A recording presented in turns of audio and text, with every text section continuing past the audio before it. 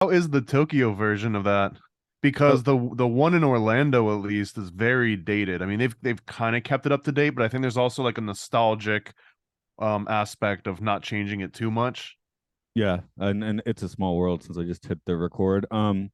Tokyo's nice in that it has the front section, like the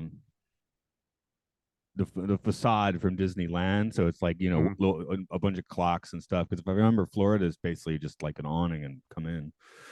yeah. Yeah, but yeah, they have the nice facade over at Tokyo. No, Tokyo, I mean, when I was young and single and had money to actually go regularly, um, like, and then I went back to the States, went to Magic Kingdom. I was like, oh, Magic Kingdom's crap. I wouldn't Like, say crap, but I'd say dated. in, It's a little bit dated. well, just the little touches. One, do you look forward to eating at the Magic Kingdom? To be honest, no, but that's also because I know that the place to eat at Disney in Orlando is at Epcot Oh or yeah, for sure. at the Derby, which is at the MGM or Hollywood Studios, they call it now. Yeah. But the point is, even like the counter service restaurants at Tokyo are like pretty good. Do you have the huge like mutant turkey legs in Tokyo though? No, they have different things like Disney Sea will have a bunch of they have like gyoza dog, like like pot Hmm. sticker dumpling, but like in a hot dog form. And Land's thing, Disneyland, Tokyo Disneyland's thing is having many flavors of popcorn that eventually get bizarre. We get bizarre flavors of popcorn in Japan. I don't think either of those hold a candle to the huge mutant turkey legs that you just see dads walking around with like a piece of meat as big as their head and just Oh, like grease dripping down. It's the oh, greatest thing ever though because everyone's eating them. no, that is for Japanese festivals. It's cherry blossom season right now, right? So we have Hanami where people go to the parks. There's a bunch of food stalls, and hold on, I my the school I work at's like 2 blocks from like one of the main places in Japan to do this. Well, of probably 50 main places, but a really good place to do it. And I'm finding a picture of my Is this turkey meat. leg related? Yes, although it's not a turkey leg. Here we go. Yeah, this is my lunch break yesterday. If you can see it. And what rodent is that exactly? Pork with onion in between, kind of a shish Oh, kebab, okay. like a Okay. giant shish kebab. And then a Well, few days before that, I got like steak on a stick. that just sounds delightful. Yeah, I already uploaded my steak on a stick picture to my food people and deleted it, but unfortunately, but You have a food blog too. no, no, actually, it's where I hang out with the Trekkies. But one of the threads on their Discord is just everyone posting their food photos. So, and Outstanding.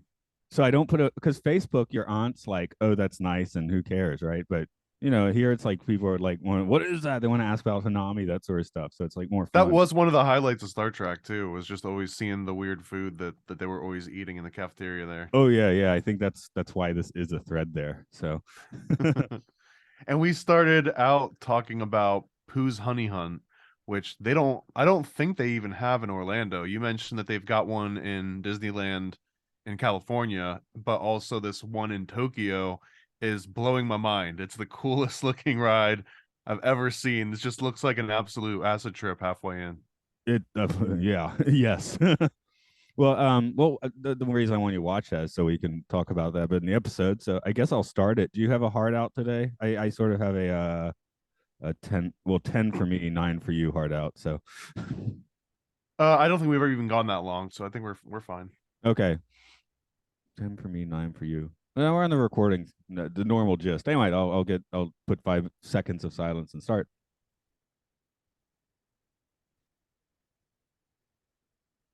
Hello, welcome to the Occult Disney podcast, where we find magical secrets hidden deep inside mice. Yeah. Hi, this is Matt here. As always, we have the paranoid American. I guess you're That's me. paranoid as I'm ever. also here. You're paranoid as I ever. Yeah, honestly, I think I don't want to say plateau, but I kind of hit peak paranoia to now I either have to match people that are even more paranoid than me, and I'm not ready to go to some levels that I've seen out there. So I just, I'm not necessarily the most paranoid American. I'm just a paranoid American. Right, right. Well, yeah, everyone can be a little paranoid, right? I think uh, it's healthy.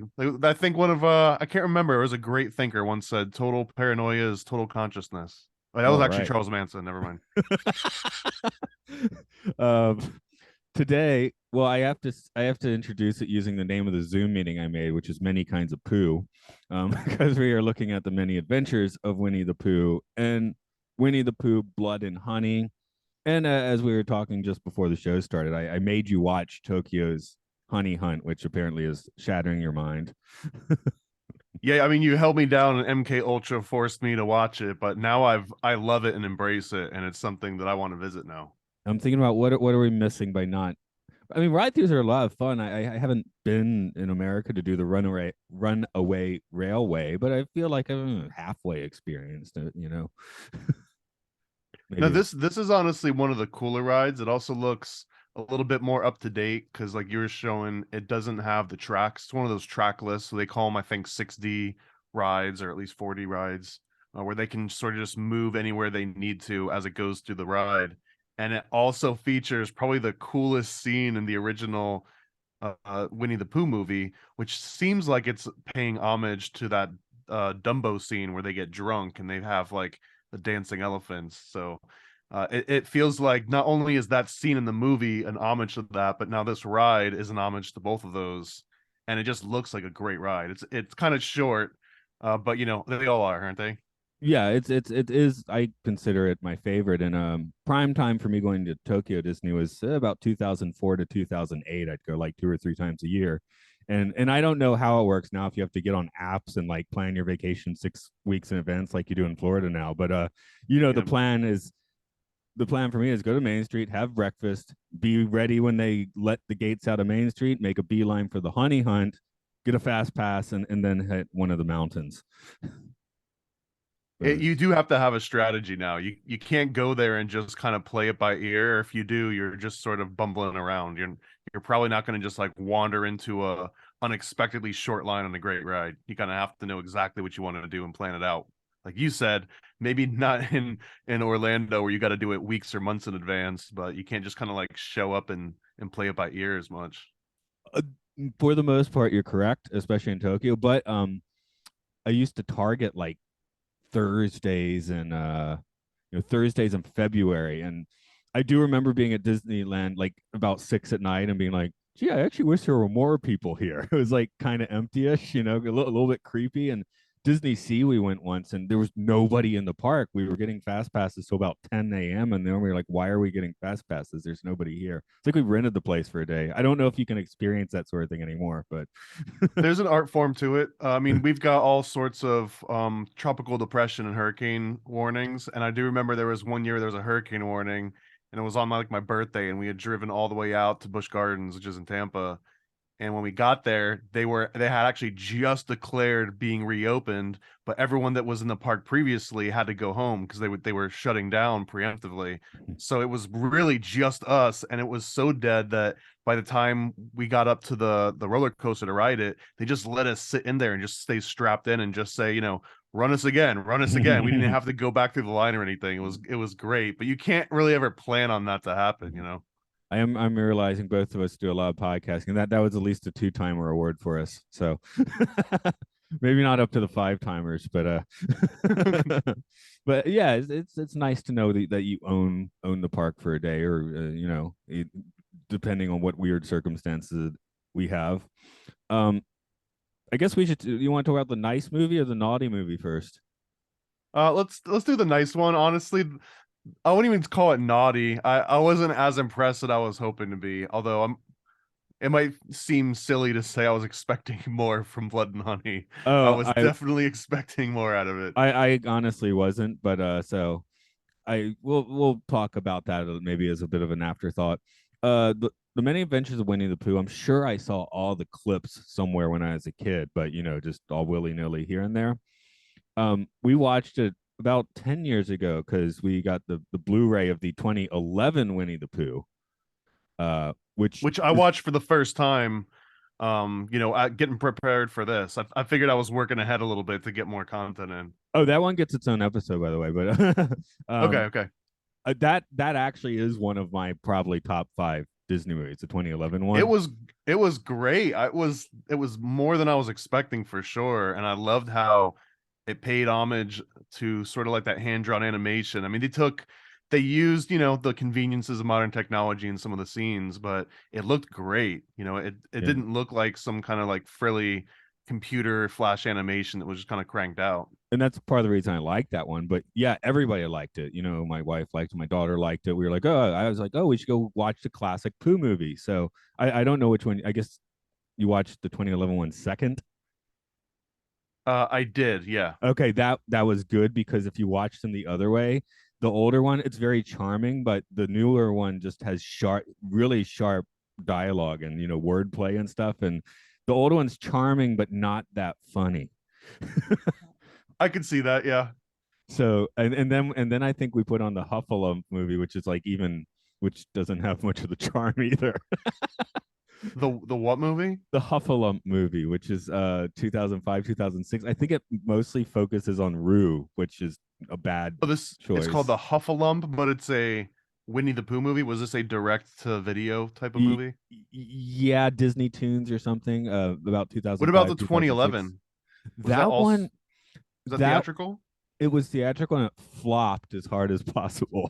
Wow. Which that's, I mean, geez, have we even seen a proper hand drawn looking Disney since that? That and Princess and the Frog, both good movies, and both of them kind of Yeah, they decided just to dip their toe back in the pool, and it was like, whoa, it's still pretty cold in there. yeah. I mean, they did a good job, right? I mean, Princess and the Frog is far from my favorite, but like I was saying, 2011 Winnie the Pooh is pretty close to my favorite. So, I um, wish that sort of level of animation maybe got paid attention to less juvenile projects. yeah. Not in a bad way, but Winnie the Pooh is clearly like, the Duplo. It's the Fisher Price of what could be something really cool.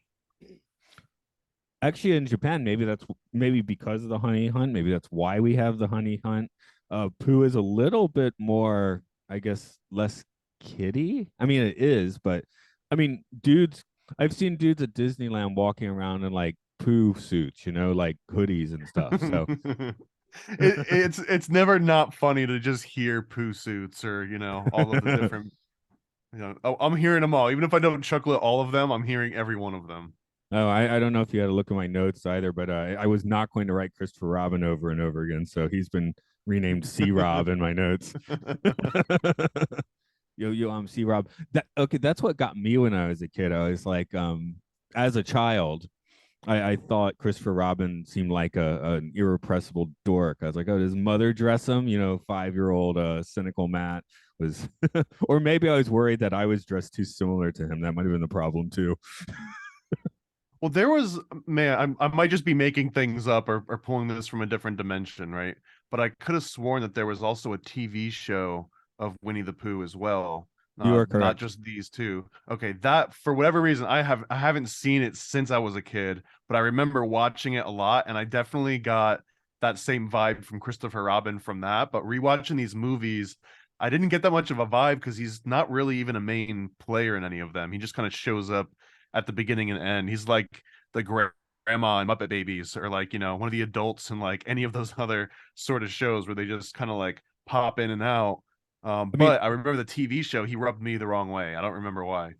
well, he's a character that should only be in it the amount he is here, right? More than that, Yeah. like in the show you're mentioning, is just he gets rubs you the wrong way. I guess the thing with the '80s Disney stuff is it's a weird case where the original stuff kind of outclassed the IP stuff because what do you got? The Yeah. DuckTales with all the Illuminati stuff. That's fun. The Rescue Rangers, Tailspin, Gummy Bears. I know a lot of listeners just got like 10 earworms stuck in their head there. So,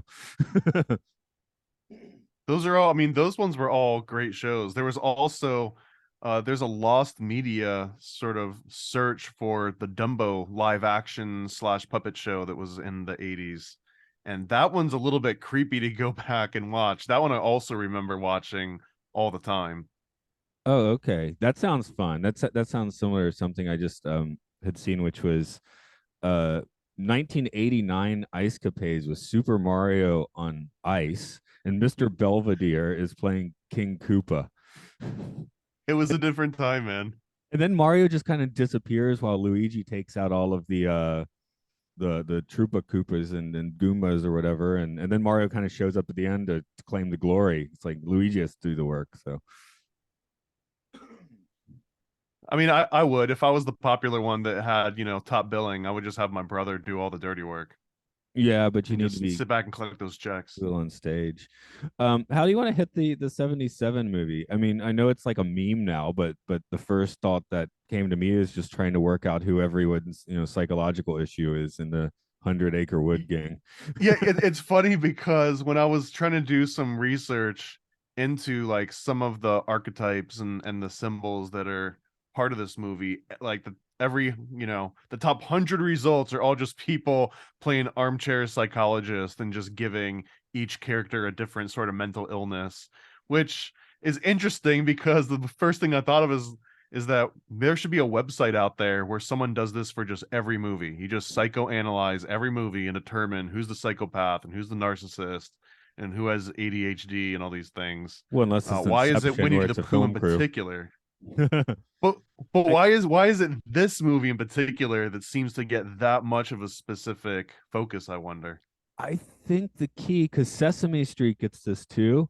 I think you have to have a truly depressed character, and then people want to like figure out what's wrong with everyone else as well. Because Okay, that's true. Snuffleupagus and I was about to say Grimace, Eeyore, Oscar the Grouch. yeah. Well, Oscar owns it though. I heard the thing with Oscar the Grouch. The idea was, oh, this will get kids used to kind of the curmudgeonly people from different cultures in inner cities. You know, like so People when that you live have in the to garbage cans, when yeah. you have to live with the angry Polish guy down the street, like Sesame Street has taught you to accept them because you love Oscar the Grouch. And I guess part of living in tight, sort of dense New York is just people popping in all the time unexpectedly, and you just have to like deal with their issues. So it's a pretty decent representation of that. And if the 2011 Pooh had been more successful, the next one could be like Eeyore gets some MDMA. That could be a cool movie. You just can't Well, shut up. Eeyore's already into like body modification a little bit. Oh yeah. Well, he's more into prosthetics, right? He's lost part of himself. So But and actually, so this was again, I kind of like just analyzing the flaws in the rules set by the stories themselves, because it's one of the hardest things to do when you're writing and making a story is to create some kind of unique set of laws, but then never break those laws. So this one was just interesting to me because at the very beginning of the 77 movie, they're nailing a little spike into Eeyore's ass, right, to put the tail on. And like no one mentions anything about it, but it's clearly not hurting him at all. In the 2011 movie, Pooh reaches up and the threads just burst open on his stomach and the stuffing comes out a little bit and he kind of like stitches himself back up. So clearly they don't feel pain even when they go through horrible things that would end either of our lives, or at least put us into a great deal of agony, right? Especially that latter one. maybe So they choose to there's this feel. part. Well, they're okay. Yeah, they choose when to feel, but there's obviously a baseline here where they're stuffed animals. They can't necessarily feel the same amount of pain as we can. Yet they're afraid of bees and getting stung by bees, and they're afraid of these hypothetical monsters. But just wondering what is that really at stake here? Is anyone at stake of dying? I mean, the scariest thing that happens in the 77 movie, which I am absolutely positive that I had nightmares about this scene when I was a kid. But they go up into Owl's house and it's just like swaying like crazy. And to this day, I have nightmares as a 40-year-old man. I have nightmares about being in a house that's like 5 or 6 stories and there's like a strong breeze and the whole house starts to shake. And I'm just terrified of my house just smashing against the ground and me getting hurt in the process. And when I saw that scene, I was like, oh, that's what did that to me. Oh, I lived your nightmare. Okay. The 2011 quake in Japan. I was on the 6th floor teaching a class, and the buildings are built to sway, and it was a strong quake, right? So I'm like, what? Oh, the road's coming closer. The road's going farther away. We're in the sixth floor. I'm holding the board to the wall because it's just like banging up and down on the wall. So That yeah, I yeah, was. that's terrifying. That's absolutely terrifying. I think I my social media quip once I had the internet again after that was, it's just like the earthquake ride. I don't believe that. The earthquake ride is pretty lame. Oh, okay, maybe it's better. Well, I was in a classroom, right? So there's a lameness to that.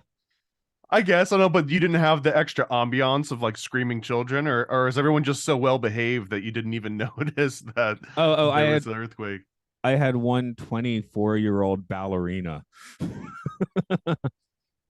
So no problems there. What kind of classes are you teaching? Oh, this was just an English class. It was middle of the afternoon, so that this was when I taught adults. So usually the Okay. evening classes were the much busier ones. So might have even been a private lesson. I don't remember, but yeah.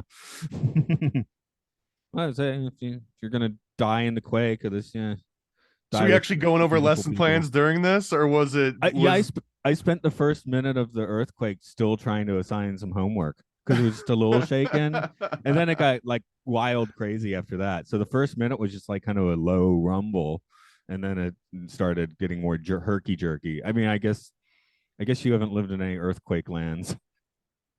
no. We just have hurricanes, but yeah, earthquake is seems terrifying because the ground. I mean, aside from things smashing and falling, but the ground can just open up and swallow you, and you're just inside the earth at this point. Liquefaction, yeah.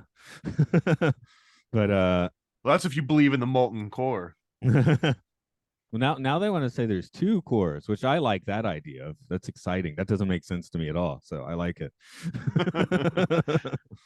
That's like flat Earth logic, right? Oh, that's new. That's cool. Yeah, no, this I think this is like from academia saying that. So yeah, So but I there's don't two know. core. What is it? A core within a core? Are we talking about like a binary star situation?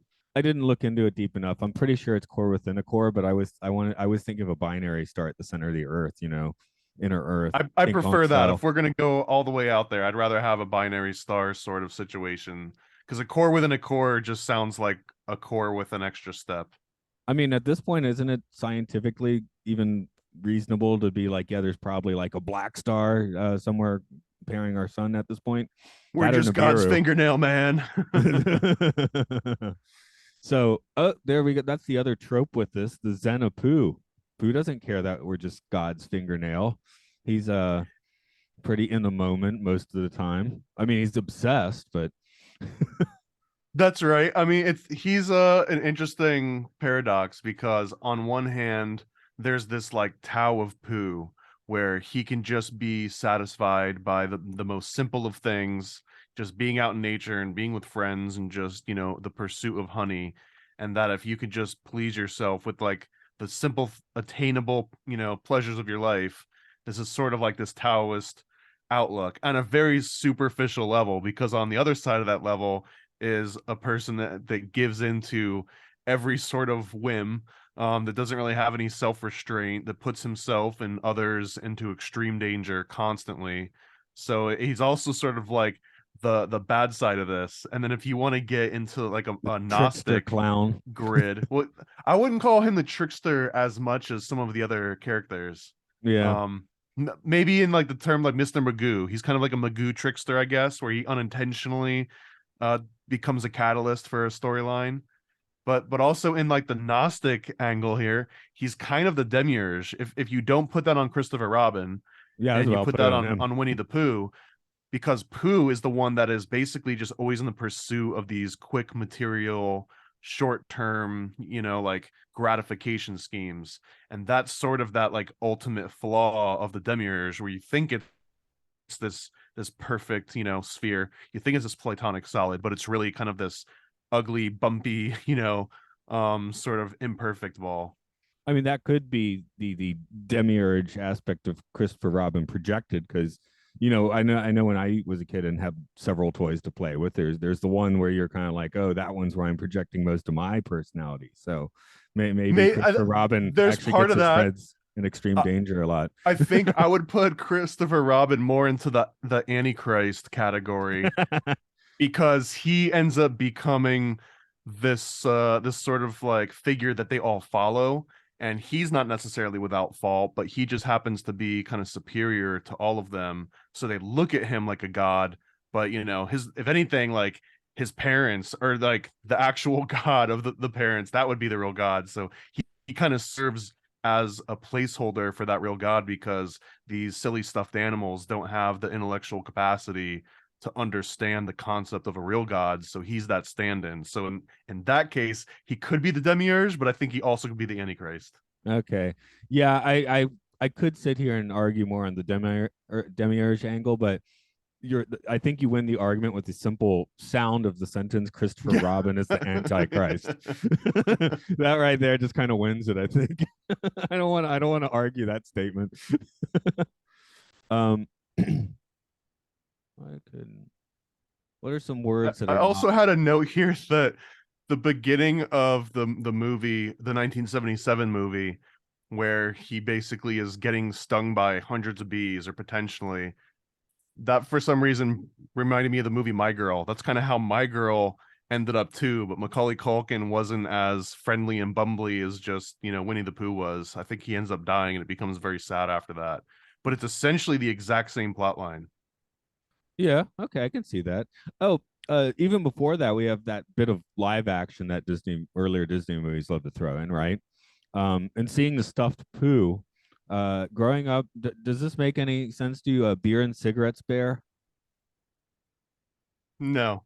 Okay, like you're visiting when you're a child in the 80s, you're visiting a friend's house, and it's maybe like where the parents like party a little more. So it's got the shag carpeting with the cigarettes caked in, and that kind of fur on the kind of matted fur on a stuffed bear, like just Okay, takes on a I've never heard of beer and cigarettes bear in permanent that beer and context cigarette before. smell. Yeah, so you have like a.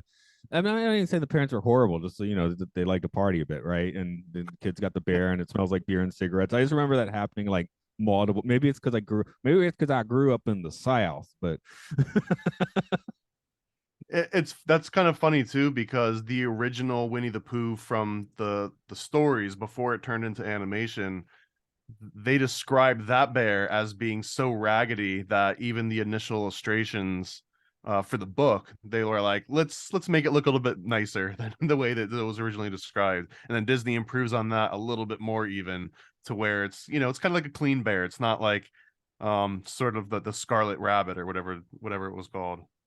well, it's like interestingly in the parks, which we mentioned a little before, where they've already cleaned them up some more because the fur on walk around Pooh is very fine and short, right? Where if you hug Chewbacca, Chewbacca will hug you, he's gonna smell funny because he's got all that matted fur. Well, and he's been out in space, man. He's a fighter. Yeah, yeah. I'm just talking the practical walk around situation. The fur on them, like Chewbacca's got like the real Pooh fur. You know, he's walking around in his Pooh suit, as I was saying before, but now meaning it the other way.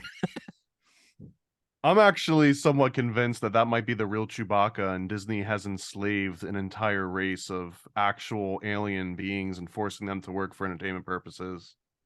Yeah, yeah, yeah. That's why the Wookiees are so angry, right?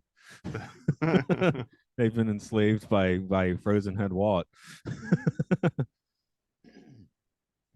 Oh yeah, when Pooh comes into is it Rabbit's house and just eats everything in the universe. I was like, Rabbit invited him in, so I guess Pooh's a bit of a food vampire, a honey vampire, is he? You got to invite him in before he'll drain you of your honey. It seems like everyone would keep this locked up because clearly they have a small social circle. So if someone knocks on the door, it's like one of five people guaranteed, right? And one of those people is just going to walk in and eat all of the honey in the house. So I don't know. It just seems like they would have an intervention at some point. That would be an interesting movie, actually, like Pooh's intervention, or, Pooh discovers he's got type 2 diabetes and he can no longer consume, high levels of sugar anymore. That could be the same movie where ER takes MDMA. Then we just Yeah. pair him up, as a B plot. I mean, you He could just comes out, he's in favor of stevia. He gets all like super new agey about it. yeah. I mean, you might see in my notes. I mean, you just eat the bees. That's what we do here in Nagano. I mean, it's not a popular food, but you can find it in all at the souvenir shops. It's hachinoko, which is candied bee larva. Okay. I mean, sure. Does it have to be bee larva? I assume that once you candy it, it could be any sort of larva, but also now that it's candied, you could also just eat sugar and then like skip the larva part, and it's Sorry, not nutritionally similar, no? sorry. I shouldn't have said candied. Not like a candied apple. More of like a soy Okay. glaze, I think, in there. So honestly, I haven't tried Okay, okay. hachinoko. I have tried inago, which is soy covered locust. So How big are gotta these locusts we're talking about? Because I've this is seen some beefy locusts. these would be grasshopper size. Okay, okay. So, but just got to prepare for when we're all eating insects. So, no, this was actually when again, this is back when my daughter was like 2.5, and we went to the kind of a countryside restaurant, and they brought out as like service, like the little extra free things. And I'm like, are they fucking with me? Because it's a little bit intimidating group. But then on the other, I ate one, right? But then on the other hand, my daughter 2.5 of the time sitting there chowing down on them. I'm like, this feels like a David Lynch movie or something. Before she knew what they were, or Yeah, didn't matter. she's a almost 14-year-old junior high student now. She won't eat it now. Yeah. A teenage girl is not going to sit. I don't know. Actually, in Japan, and it's not completely out of the question. A teenage girl is going to be eating some hachinoko or inago. So Well, you heard that, Klaus Schwab. You're making progress all across the world. what I We're haven't we're found yet, and what I ready to want to eat see bugs. is the Japanese junior high or high school girl that is just obsessed with sumo wrestlers and has like posters of sumo wrestlers in her locker and all that sort of stuff. That I haven't seen this yet, and I want to see that. So are sumo? I mean, I'm just gonna make a broad assumption that I'm almost guaranteed to be wrong on, but I kind of assume that sumo wrestling would almost be like wild western shooting in America, where like it's a very specific demographic holding on to like a traditional past, but that it's maybe not as big mainstream. Or is sumo wrestling big mainstream? I would say both. All the OG Sonic. Remember, Japan's a very aging population, and a lot of their old people are still straight up for sumo. I see a fair amount of sumo because the way it works is they have six. I don't 6, 7. Sumo basically works is they have like 2-week competitions in a different city each time. So there's one at the sumo stadium in Tokyo, and then there's one in Osaka, maybe like a month or two later, usually based around one of the national holidays. So before the news, the NHK news, if you're having dinner and you're a little early, you're going to see the last few sumo matches. So, Okay, uh, that's actually kind of cool, man. I like watching it. It's funny because a lot of sumo matches, maybe it's right where you're talking about the Wild West buildup because they kind of look at you, scrape around, go, then turn around, put salt on, throw some salt around, come back, and the match itself is often 2 seconds. The other guy just shoves the other dude out. When a match takes longer, it's like 30 seconds, maybe even 2 minutes in the rare case. It just looks like they're hugging it out for a while for the most part. Yeah. But the crowd just cheering as these two very large men are hugging it out. I want to see a UFC version of sumo wrestling. Well, that won't work though, because the sumo wrestlers, when they're sumo wrestling, they're part of the sumo stable. They live relatively ascetic lives as a sumo wrestler. They don't take sponsorships until they've Nah, they need retired. someone to shake it up, man. They need someone to go in there and Hollywood it up. They send Joe Rogan over to sumo wrestler. Joe Rogan, no, I'm talking about like Randy Man Oh, Savage or Hulk you want some? Hogan. Yeah. Oh, no, I'm thinking of someone who's actually those guys aren't physically capable of doing that anymore. I mean, but you just said yourself, right? It's a 2 to 30 second experience. I can guarantee the WCW can put together an entertaining 2 to 30 second experience. But You slap some Ultimate Warrior paint on a sumo wrestler and tell me that that's not going to sell shirts? yeah. Anyway, the reason this doesn't happen, besides all of the tradition, is that this actually does have a religious-ish kind of. I mean, religion's like a different word in Japan. But it technically when sumo wrestlers are fighting, it's two mountains battling, and each mountain has a god. So they've built themselves into like mountain gods, and now they're battling each other. Hmm. So that's one of the Sounds reasons. So ripe for cults. Sounds like you could easily go from being a sumo wrestler to a cult leader. um I'm thinking, I mean, after I retire, I mean, I don't, people aren't like actually worshiping him, and that's just the metaphor for what they're doing. But It's yeah, but because they need someone to spin that for them, man. right, right. But again, religion in Japan is just kind of like a different beast. Like everyone goes and gets like a fortune or whatever at New Year's and prays at the shrine, or just claps their hands and bows and walks away, right? That's usually it. I mean, there's no priest telling you anything in these cases. You're just going Well, that's the there. only way to get home from Oz, I thought. That's like the exact formula. I mean, I spend a lot of time meditating at temples, which does that make me extremely religious in Japan? I'm not sure. I'm just there because it's a nice spot, But Yeah. right. On the And I plus and I side, think, well, the sorry, go ahead. On the plus side, what? only fundamentalists I've run into Japan are Christians, which is Yeah. maybe like 2% of the population. That would be interesting back in the minority. Make them feel like they've got an uphill battle to fight. South Korea is weird. I think South Korea is something like 50% Christian. Like maybe it's the American influence or whatever from after the Korean War. I don't know, but yeah, they have a lot of Christians in Korea. So I live in Atlanta, which has a lot of Korean immigration, and that tended to be the more they're coming to America. That tended to be the more religious people. So it's kind of weird. Well, it's only somewhat weird, but there's a huge political aspect to that, right? Because whenever there's a communist nation, Americans love to flood it with missionaries, because it's almost like, because not only is there the communist versus capitalist dynamic, but then there's the communist atheist slash religious dynamic. So especially evangelists, they see that as like a vacuum that needs to be filled immediately. So they pump missionaries into anywhere that looks like it might kind of be leaning that way. So I feel like that's a huge component to the South Korea, since it's so close to those horrible atheistic communistic heathens in North Korea, right? Yeah, and it's been political in Japan too because former Prime Minister Abe was assassinated last year. The guy That's that right. shot him said it's because his mother was taken, basically destroyed by the Unification Church, which is backing many Japanese politicians now, including Abe. So it's an assassination. Don't kill anybody is I think a really good rule of thumb in life. But I'm like, actually, what he achieved his goal because it's now a major political issue. How much this unification church, which is based in Korea, has influence on Japanese politics is like a major issue now. Yeah, it's problematic, but let's just agree that, high level political assassination is extremely effective in delivering messages. It's just I feel like this is one of the like We're I we're mean the not guys. advocating for it. We're just acknowledging that it is extremely potent. Well, I'm just like when what's his name shot Reagan, Jodie Foster was not impressed, right? Uh, whereas this guy, I mean, he's in prison now. He's probably never coming out. They've had him under psychological evaluation for like 4 months. Who knows what that means?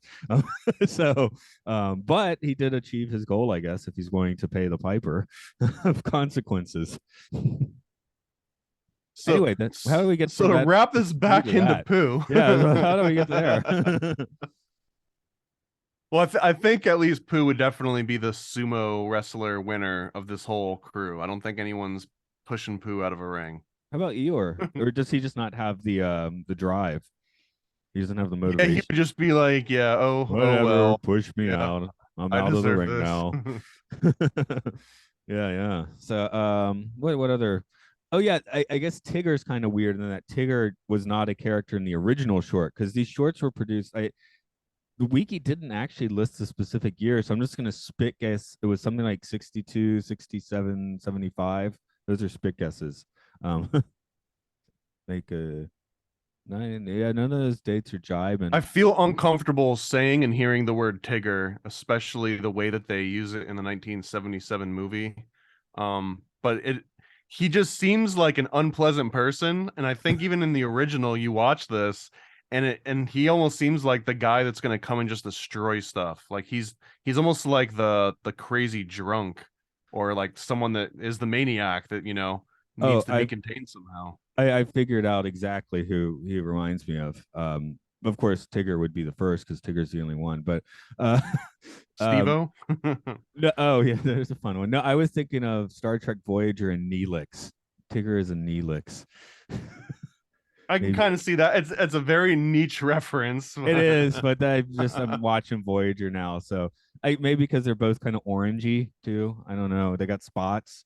So that And said, in the Honey Hunt ride you watch, the Tigger segment's fantastic because that's where they bounce your ride vehicles around on a I giant saw that. I could bouncing see what was floor. happening, but obviously from the video you don't get the experience. But yeah, that's where that 6D comes in, where they have all that cool stuff that you can't usually do on the track rides as easily. Yeah, yeah. So yeah, I was like, I mean, Rabbit, why Rabbit back down on the on Tigger? He's kind of right. He's like, just own it, man. You've already done. You've passed the veil already. Don't pull back now. I find Rabbit to be the most relatable out of all these characters by He just, far. yeah, maybe he's the surrogate for C Rob's parents or something. You know? A little bit, although I don't see Christopher Robin following orders from any of these animals. And also Winnie the Pooh is a stuffed animal. Piglet is a stuffed animal. Eeyore is a stuffed animal. What the hell is Rabbit? Is Rabbit a stuffed animal? What I about think. Owl? Are they all stuffed animals? Because they don't all exhibit the same sort of, visual cues. Oh, I was very easily on. They're all stuffed animals, I guess, because they've been slightly altered. We see that from the live action footage that we're seeing this animated realization of these stuffed toys. So you I guess, know, although, but there's a difference between seeing Winnie the Pooh's stomach open up and not being too shocked. But if I saw something like that happen to Rabbit, it just feels like it would have been a little bit more visceral because they don't hmm. really portray Rabbit and Owl. Like for example, Owl. Like, what if someone like ripped his wing off? Is it just like, oh, haha, it's just stuffing, we'll sew it back on? It just, if they feel more real, if they're portrayed more like actual animals than some of the other characters. Like, imagine someone nailing a big spike into the back of Owl. I guess that's what the next movie's for. Although it was not Al. Okay, that's true. um. Oh, okay. Sorry. Here's a less niche Tigger. No, still kind of niche. But what is a Tigger? Could be like a Poochie if we're not careful. Poochie died on the way home to his home That's planet. right. Oh, that's why I was thinking last night. I was because Tigger is so much like I'm the only one and proud of it. So I was thinking maybe he's like Lobo, where he murdered his all the citizens of his original planet, inhabitants of his original planet. I kind of like this. I can definitely feel some Lobo energy coming off Tigger Is because he was so obsessed with being the only one that he just killed everyone else of his kind. Because he actually says it's so interesting in this original movie. Tigger isn't just his name, it's what he is. Like a Tigger is whatever that species or animal type, is, but it's also his name. So I think maybe he just wanted to own the entire species. He just wanted to become like the Ubermensch, Uber Tigger. yeah, I like that. I haven't seen the Tigger movie yet, so maybe that's what that's about. So, It's just wholesale slaughter of an entire race of Tiggers. see, that's the problem. I mean, maybe we'll get to Blood and Honey in a bit, but let's talk a little bit about Pooh and astral projection first, because as you know, I'm just keyed into these psychedelic sequences, ride and movie. Okay, well, let me point out first because on the way into that psychedelic sequence in the 77 movie, this starts out with Pooh getting out of bed and grabbing his gun, which I think needs to be in every single Pooh adaptation at this point. It's clearly not anymore. I was looking for the gun in the 2011 remake. There was no gun. But in a lot of the other earlier ones, there was a Russian version of Winnie the Pooh too, called Vinny Vu or something like that, and there was prominent use of a gun in that one too. So People I'm get on board. jacked. I think there needs to be more of them. People get jacked in the 100 Acre Woods. It's a low down bad part of town, right? So, People losing houses left and right. but I guess the biggest thought I have, even eclipsing my Dumbo flashbacks, is you saw the ride effect on video, and that live is just amazing because uh in the ride you see Pooh just as in the movie sitting down in his house and falling asleep, and then they have like a Pepper's ghost version of him come up and the entire Yeah, room it's turns into it's so stars. cool because there's like a 3D even in the 77 movie, there's like this 3D effect where they clearly drew, like rotated an actual bear and drew it in all these different positions because he's kind of like hovering in space and rotating. And the ride itself couldn't quite illustrate it for you, but it's like almost a 360 thing. I think the door to the Tigger room still in the back, like it doesn't close or anything, but otherwise the entire room has been turned into space, which is pretty awesome. um yeah, Tokyo has some cool effects. I mean, I'm sure some of the newer stuff even eclipses that, but So I mean, I'm somewhat convinced that this entire scene was a love letter to the Dumbo drunken scene. But I don't have any like specific evidence or research that backs up specifically why they added this scene. But it just felt so out of left field. Like, oh, all of a sudden there's this cool dream sequence that like someone took a hit of acid, and now we're watching that in this otherwise very unassuming Winnie the Pooh movie. yeah, I wrote woozles or psychedelic, and then just are we reusing Dumbo animatics? I'm fully cool with that. Yeah, That's great. yeah. Again, I don't know if you could see us in the ride video, but when you go in that psychedelic room in the ride, there's about 4 ride vehicles with guests, but there's another 2 or 3 that just have like huffalumps and woozles in them. So you're riding around, and then you go by another ride vehicle that has like these insane creatures in it. So, and it's trackless, so you don't know where they're going, where you're going, or yeah, and it shows you different scenes. So if you ride it twice, you'll see slightly different scenes, or at least in a slightly different order. So that's pretty cool. It's always nice to randomize your rides. That's the dream, man. I remember when I was working at Disney, that was the big thing, is everyone was trying to move to like there was these different phases. So that's kind of like one of the initial phases. The later phases that they probably push out once they got all the money and the research done is that it's fully customizable to where they know what type of rider you are. And since that you can have, you can be put with other riders that want that experience, and you don't even have to tell anyone what your preference is. They'll just be able to figure it out based on how often you go to certain rides and just stupid little surveys. To where now it's not just random each time, it's custom tailored and random each time. Of course, they're now more and more they're making you work for the rides, right? Buzz Lightyear, Astro Blasters, it's a shooting gallery. Toy Story Mania like ups it up a bit, and Spider-Man Web Slingers in California. And I've heard this about, of course, it's Universal, but the Mario Kart ride. I've heard of those rides being kind of stressful because you Well, have to they do so much gamify them, stuff. man. Yeah, Yeah, they yeah. gamify them because they want to give you an incentive to go back and try and ride it 4 or 5 times in a day. But I did hear, especially on Mario Kart, which opened in California a few months ago, that some people are like, well, you know what? If you just take the helmet off and look at the ride scenes, that's kind of nice. Because otherwise, you have all this, like augmented reality crap in your face, and you can't even appreciate what's out there. That's what I've heard. Haven't done it myself. I might love it.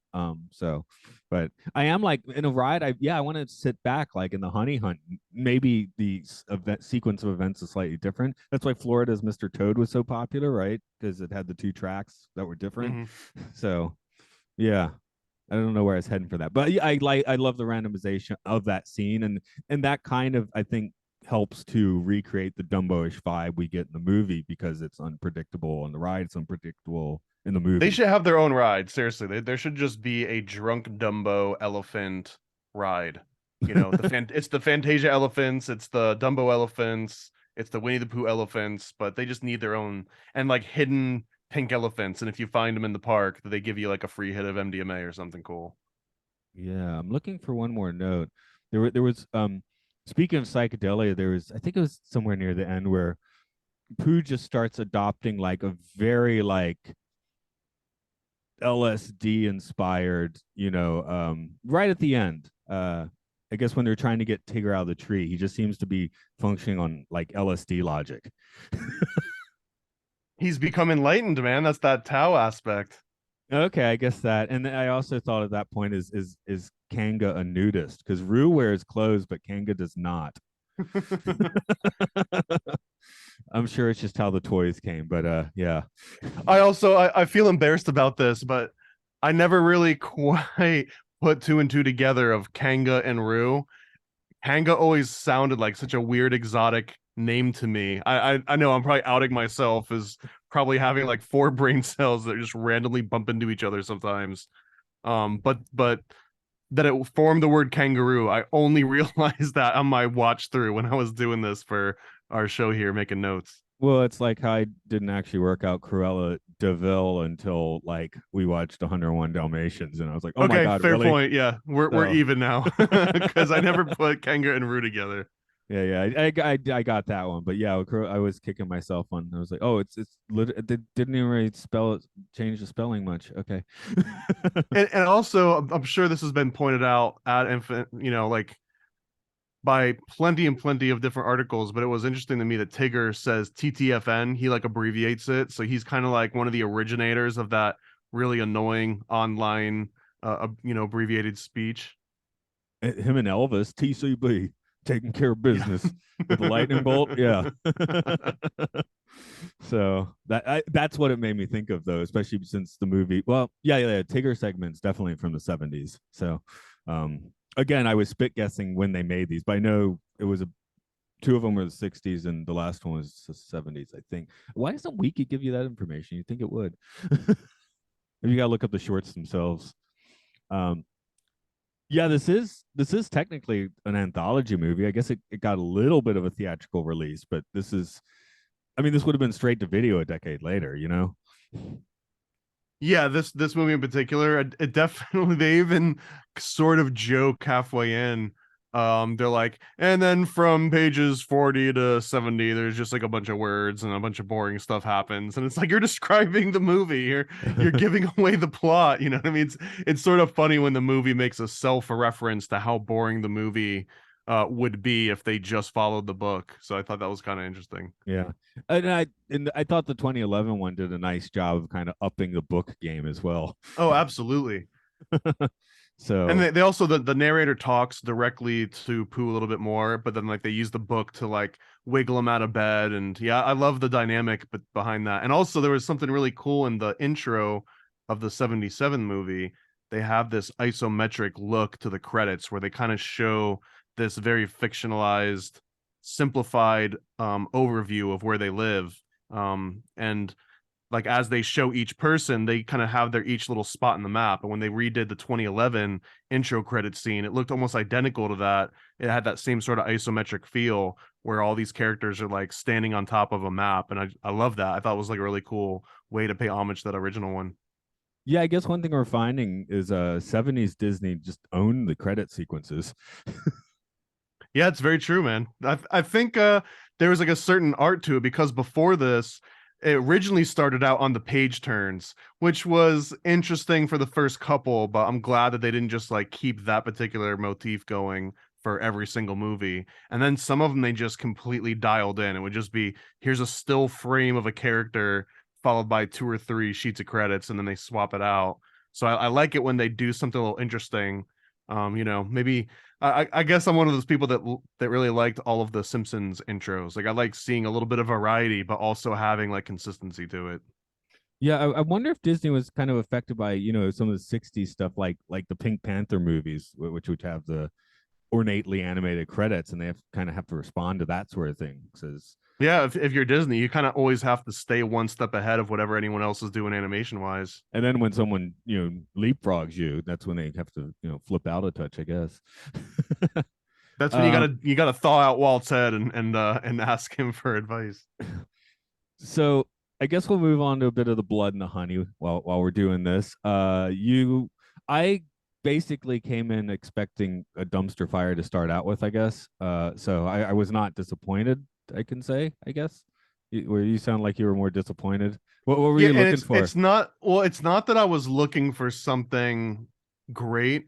It was just that I really thought it would have been a little bit more than just the title and the subtitle. Like if you read the title of the movie and the subtitle and like maybe the summary, you've seen the entire movie, and the rest of it is just like a fat guy with a decent mask on. I feel like all of the money in this movie maybe went to some of the masks and nowhere else. And then there's just a bunch of weird honey scenes. And as usual, I watch a lot of movies at like 1.5 speed, so it's a little bit faster. and there was some scenes that I knew were supposed to be like these scary scenes, and it just looks so kind of silly and like I mean, I guess maybe at normal speed it probably looked just as silly. Yeah, for me it was like the basic idea is genius. Oh, it's public domain now. Genius idea. Execution not so great. Well, wait, when we say genius idea, to me the genius part is take a well-known children's IP and just make it an R-rated movie and then figure out all the details once you've got that in motion. Yeah, that's what I'm saying. Yeah, Okay. that's the Yeah. good part. The execution, like as far as like everything else, except for as you mentioned, I did actually like the suits quite well. The So the suits were better than they deserve to be. the nice dead eyes in there. I yeah, that if there was something from this that will stick with me, it'll definitely be those. They can only afford two suits apparently, but whatever. Are they 80 or okay? So you won't get a Eeyore. Tigger, he doesn't factor in because he's not. Actually, I guess he is Disney, isn't he? So you can't put Tigger in it at all. Even But and though, just to be clear too, the mask was like not articulated. So if you saw the mask, you were seeing a mask, but at no point does like the mask emote anything substantial. It's just kind of, a dead mask sitting on someone's head. the the place where they kneecapped themselves with this movie, I think with this one change, this would be a lot more fun. Is they have okay, they kill and eat Eeyore because Christopher Robin has left them and they don't have food. They decide not to talk anymore because that's what the humans do. No, you don't need to do that. I mean, how much better would this movie be if Pooh just got some kill lines after each shot? He Right, but now we're takes out getting someone's back head. into the head was not articulated. So I think if anything, that plot line followed a functional limitation of the masks. Of course they can't talk, and now we have to explain why they can't talk, and we can't say because we couldn't afford a mask that can articulate speech. So they had to just say, "Oh, we don't talk anymore because humans do it." There, we just saved ourselves $100,000 in prosthetics.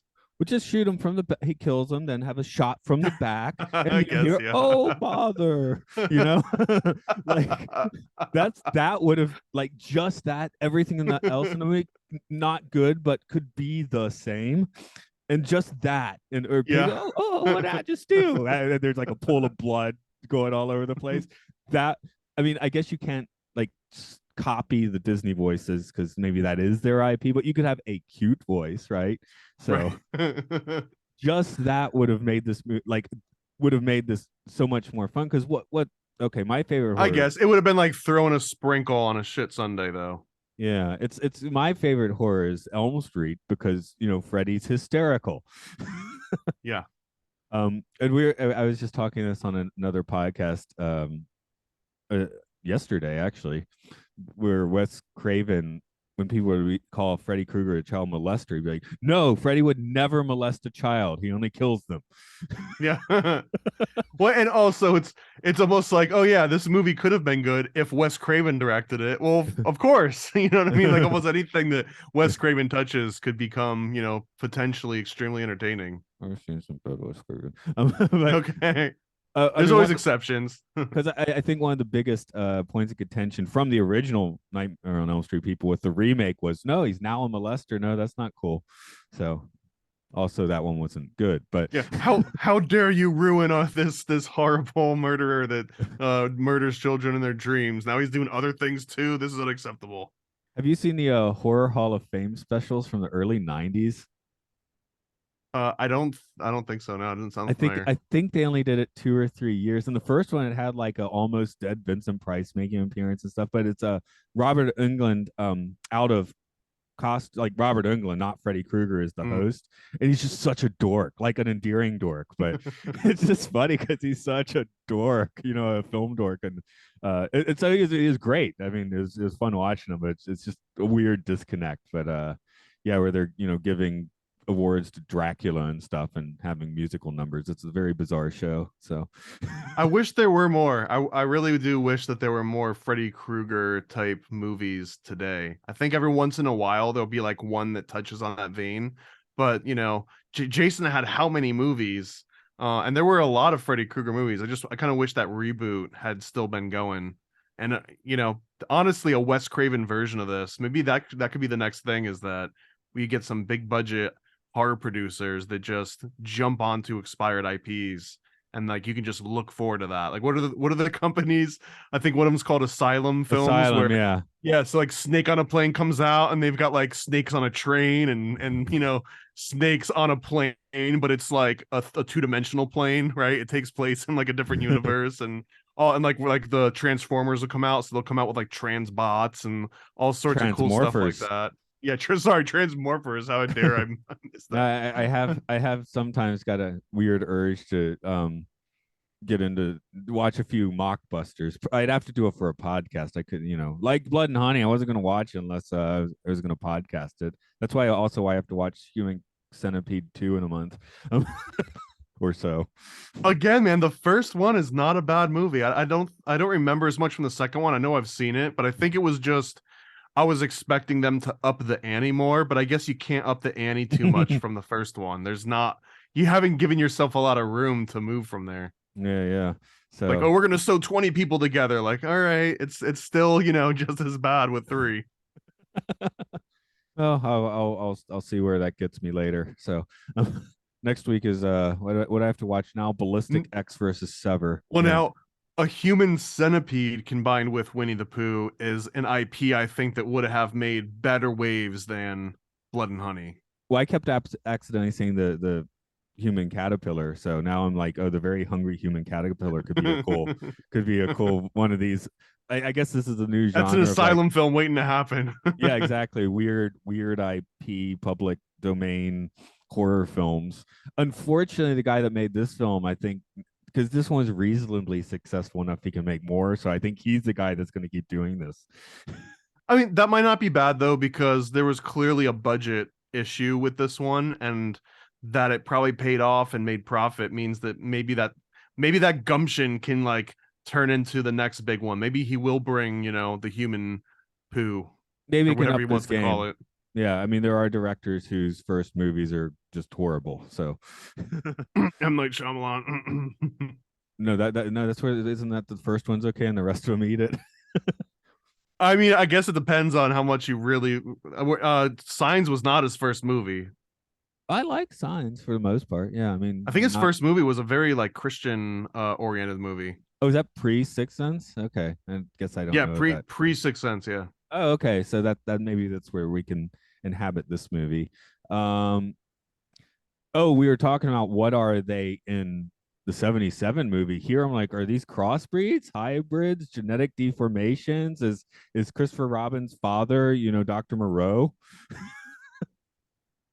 And I don't know why. I guess it was just because of all the other Disney movie backstories, but I had it in my mind, and I was wrong that Christopher Robin was based on like some horrible, tragic tale of like a kid that died young, and the parents tried to extend the life through this story. I don't know where that came from. That wasn't the case with this particular movie. It actually seemed like I didn't dig in super deep, but there was like no weird, creepy, hanky panky stuff going on with the original stories of this book, as far as I could tell.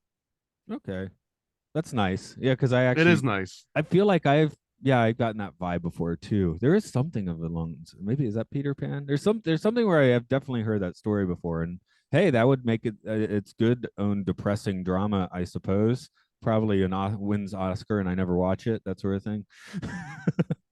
um, Getting right into this, and then yeah, they give that explanation. I thought they'd eat Rue first, but I guess he's too small, and Eeyore must have some tasty rump. So tenderized since they have to keep putting his tail on. That's true. Yeah.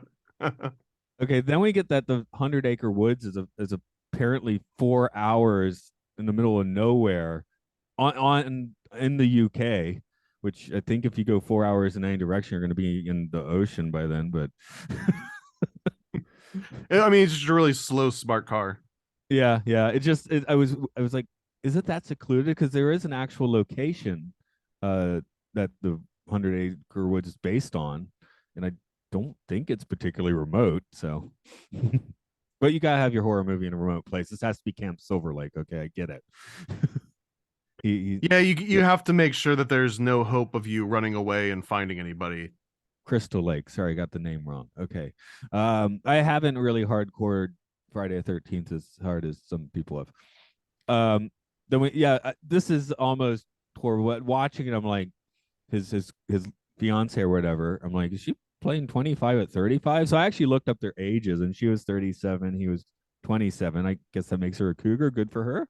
But then I had the much worse thought. Oh, this is the one actor that wouldn't take her shirt off on film, so she just dies this early death straight on. That's horrible. It was a different standard for sure. Yeah, yeah.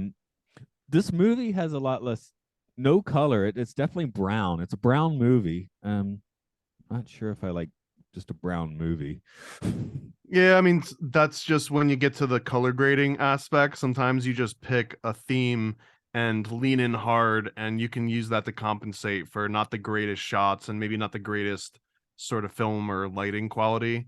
You just kind of like load up your LUT and hope for the best. And they definitely did that. They leaned into a certain like cinema look and just dialed that thing to 11. Oh, here we go. I was putting my closest experience to this movie is a few years ago when my parents visited. I drove them out into the Japanese woods. We were looking for a waterfall, and our car got accosted by like a bunch of monkeys. So it's kind of Oh cute, god. but kind of freaky. I I thought that got was gonna get way darker. I thought you're gonna drive them out to the woods where people just like never come back out of. no, you do that with Tigger. Yeah, that's right. Oh God. That's why it's See, on your mind. again, this again is another great idea. They could have brought Tigger and left them out in the middle of those. What are those woods called? There's like a like name for them, like the haunted woods or something.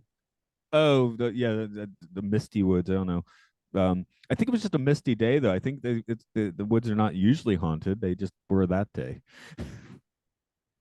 because they're like, I woke up. It was an awfully misty morning, which I guess is the case here as well. Let's see. Suicide Forest. That's what I was thinking of. They just drop Tigger off in the middle of Suicide Forest and just leave him there. Oh, the one near Mount Fuji. Is that what we're talking? I think so. The yeah, one they got the one of the Paul brothers and all that trouble. yeah. I should remember the proper name for it, but I don't. But yes, that is definitely a thing. Mm, yeah, I'm having a look here if there's anything. I mean, I'm mostly just like I've written generic horror movie notes because I guess we're watching a generic slasher film. Yeah, honestly, the movie left not a whole lot to take away from. It's like you know exactly what you're getting into by the time 10 minutes goes by, and then the rest of it you're just watching it slowly play itself out. There's no huge I didn't catch any like big twists or any big plot breaks or any character development. It was just kind of exactly what you would expect it to be. Yeah, it's got the gore. They at least had some Caro syrup budget for this. I guess it's nice to see some gore that's not just in a horror movie. That's just I think they figured out now. Don't do this stuff digital by 2023. So not everybody, but for the most part, I think Yeah, the digital blood splats and the digital sort of spurts. Yeah, practical effects is always going to win me over at least. it's got to be visceral and gory. I mean, that's I haven't seen the Thing prequel. I guess it's a prequel, but that was they did the practical effects, and then the studio was like, nah, make it digital, and they glossed. They just went over all of the practical effects with digital effects, which hopefully that movie gets de-resed someday. I guess I don't know. Maybe it's not good, but watch the original Thing. No problem there. Oh no, the original would be 1950. You watch the first remake, I should say. A lot of them don't hold up as well as you always expect them to. Oh, the Thing does. If you haven't seen The that thing does, the recently, original thing. well, I never saw that until about a year and a half ago. I watched that for my old sci-fi podcast, and I was like, oh my god, this movie's good.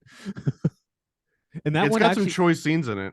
that one was not well reviewed when it came out. Actually, it was thought of as like a just a dumpster fire of a horror movie, and over the years, slowly its reputation has become like it's one of the great horror movies. So it did. Have we talked about Society before too? Have you What's seen the this? movie Society? I think it's 86. No, I don't believe I have. What Oh, is that? please put this on your list of horror movies to watch. I don't want to give you any extra insight, but it's called Society, and I'm pretty sure it's Society. 86.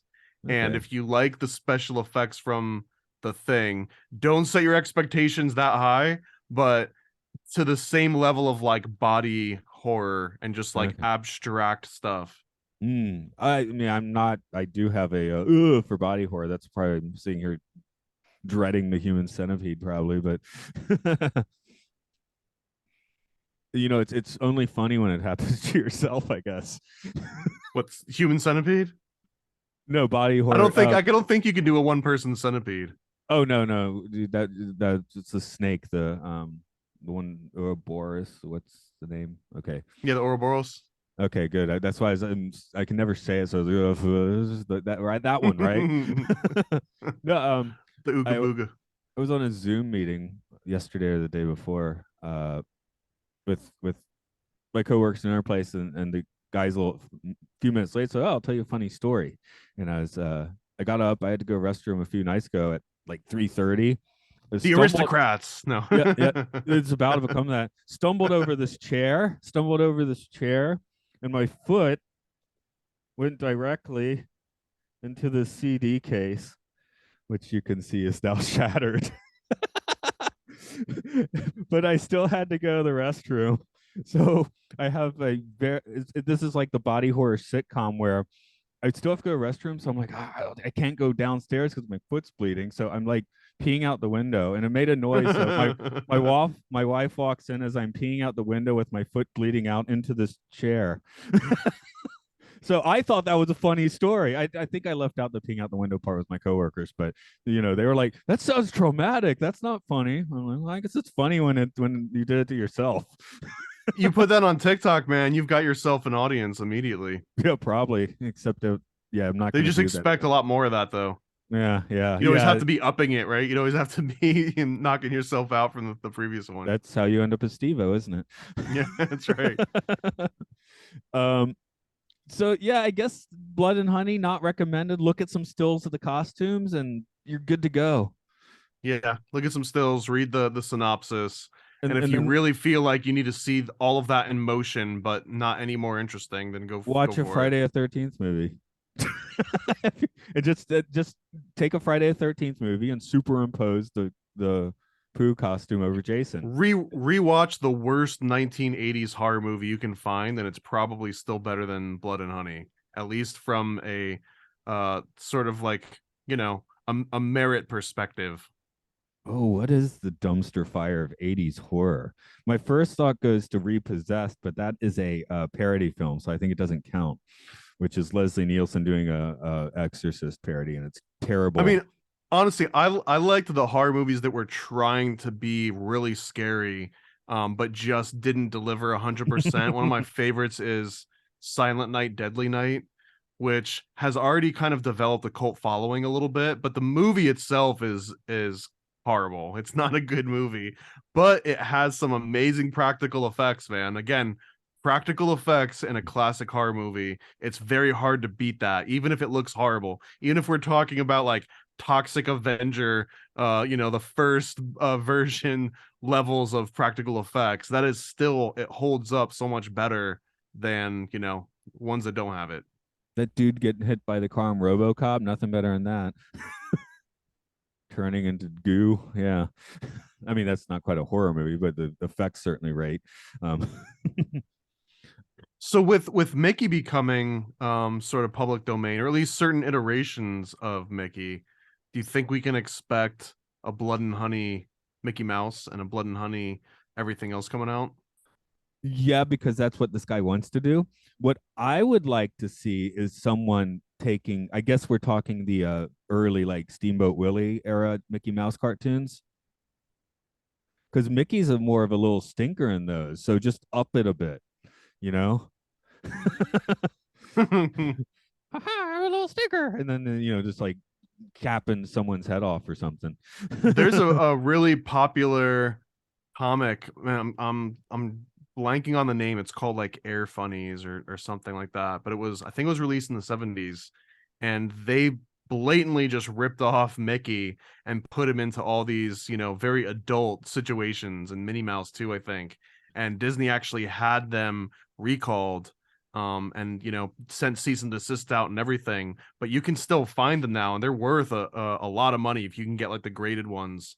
I want to say it's called Air Funnies. I have to look it up, but I I don't. I feel like that's what you're describing a little bit. Oh, I don't know if you've ever visited our Twitter page for Call It Disney, but the top features is it Wally Wood? Is that the name of the artist who did the like pornographic Disneyland picnic? Yeah. That's actually Yeah, the header on our Air Twitter page. Pirates. Air Pirates is the name of the comic series. Oh, okay, okay. So yeah, that I thought of that, not that one specifically, but I thought that vibe, when just putting a bit of artwork on the Twitter page. I was like, yeah, see, it's classic art, right? So body art, but what can you do? Speaking of which, I guess I'll start talking about that Twitter and stuff, unless you wanted to throw something else on this movie. I mean, like I was mentioning before, I have a short list I can give you, because everyone loves to do the psychological evaluations of all the characters. It's a little bit played out in that regard. So I kind of did like the dark Gnostic, play on everyone. So we already mentioned that Winnie as the Demiurge, Demiurge. and we've got Christopher Robin is Christopher the Robin Antichrist. is the Antichrist, I clearly. like saying that.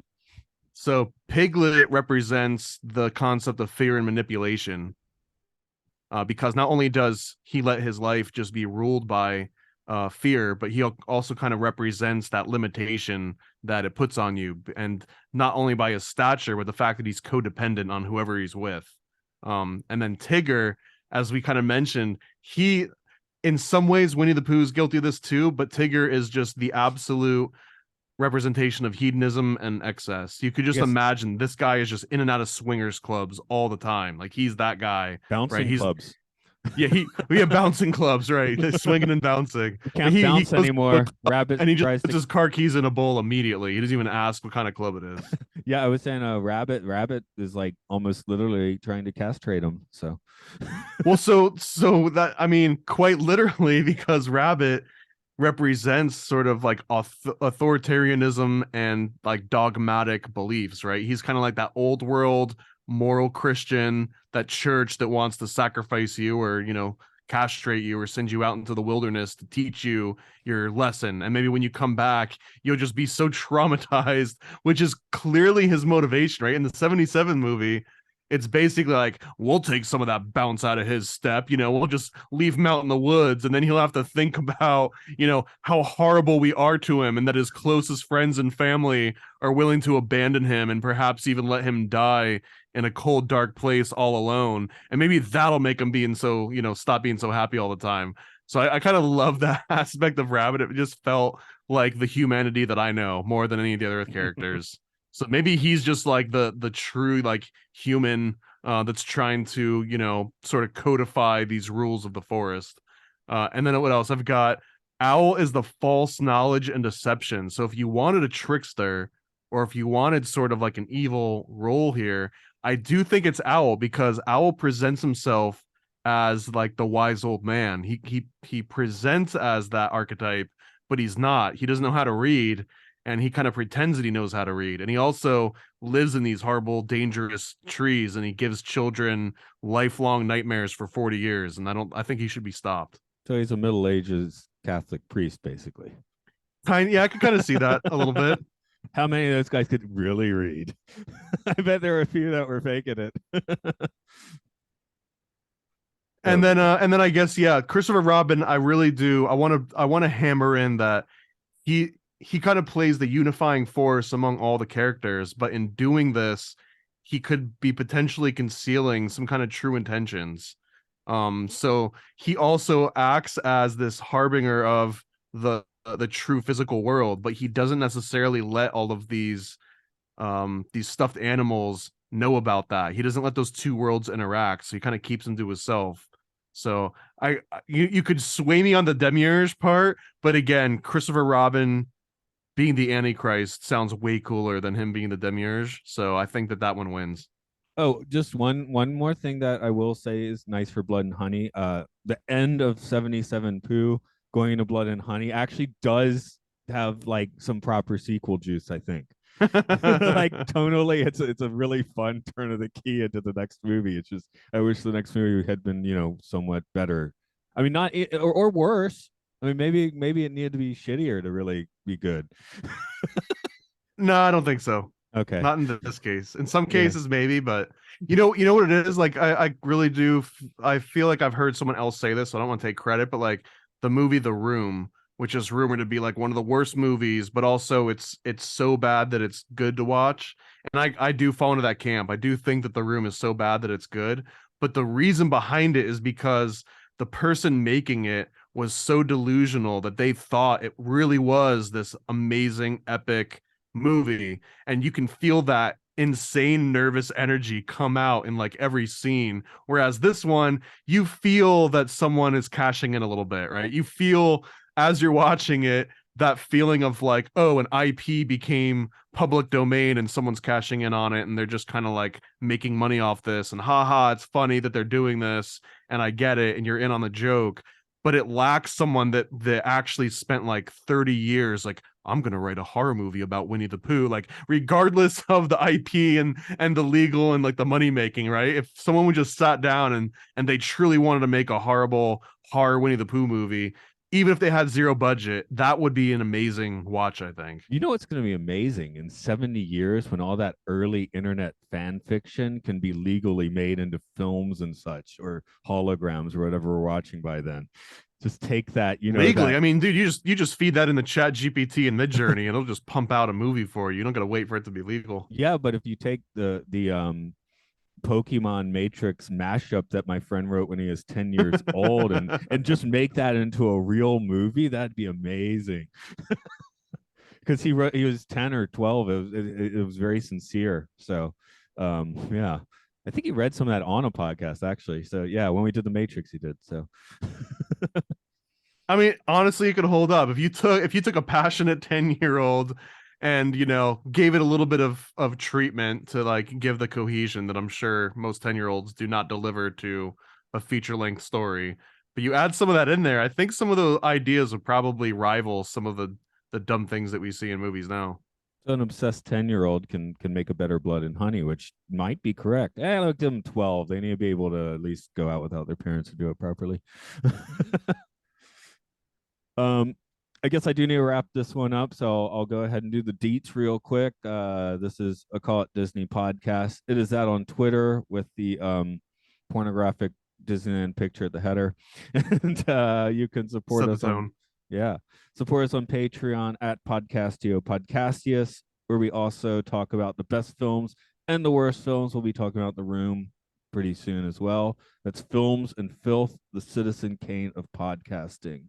I talk about the Twilight Zone at Time Enough Podcast, which is why I need to end this podcast actually.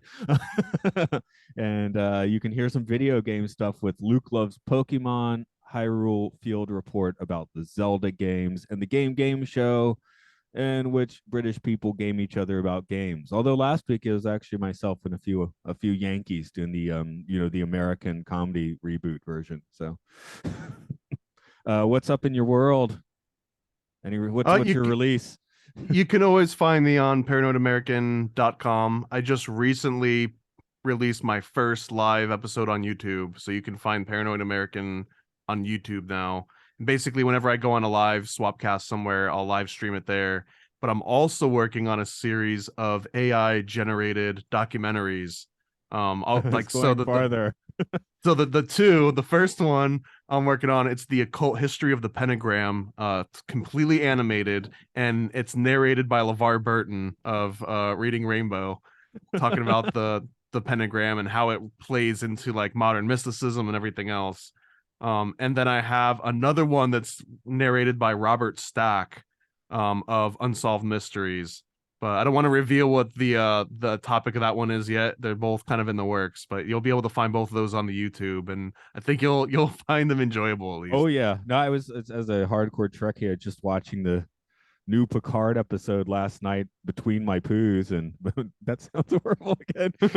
And between my poos, and yeah, LeVar Burton shows up there. So yeah, geez, personally send me those links, please.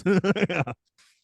It took a long time, and I mean, I've listened to LeVar Burton in AI saying a lot of weird things, and it's delightful. It is So delightful. so is LeVar Burton the king of AI then?